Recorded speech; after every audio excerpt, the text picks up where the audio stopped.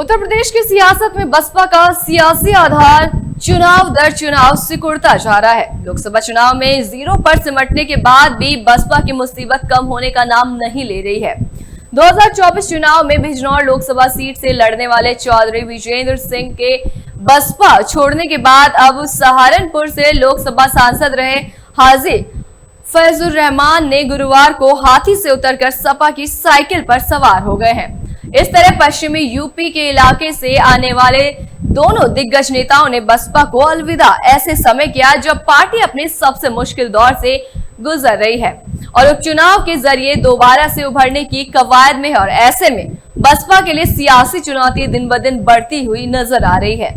बसपा अपने सबसे मुश्किल दौर से गुजर रही है। मायावती का दलित वोट बैंक को अभी तक बीजेपी लुभाती रही है, लेकिन इस बार सपा और कांग्रेस के पाल में खड़ा नजर आ रहा है।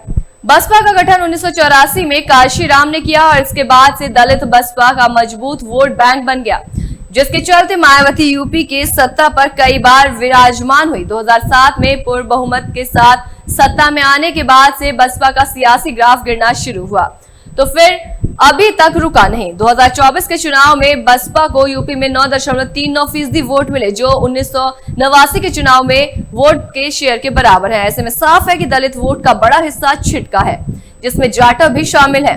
उत्तर प्रदेश में घटते जनाधार और दलित वोट बैंक पर जंग के साथ ही बसपा के लिए और भी चुनौतियां बढ़ती जा रही हैं।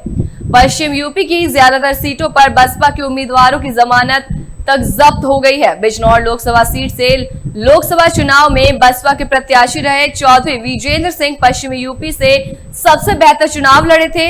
वो भले ही तीसरे नंबर पर रहे, लेकिन उन्हें काफी वोट मिले और ऐसे में विजेंद्र सिंह का बसपा में सीधे सभी पदों से इस्तीफा दे देना पार्टी के लिए एक झटका माना जा रहा है।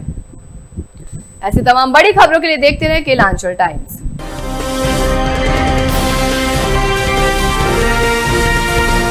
केलांचल टाइम्स, हर खबर पर हमारी नजर।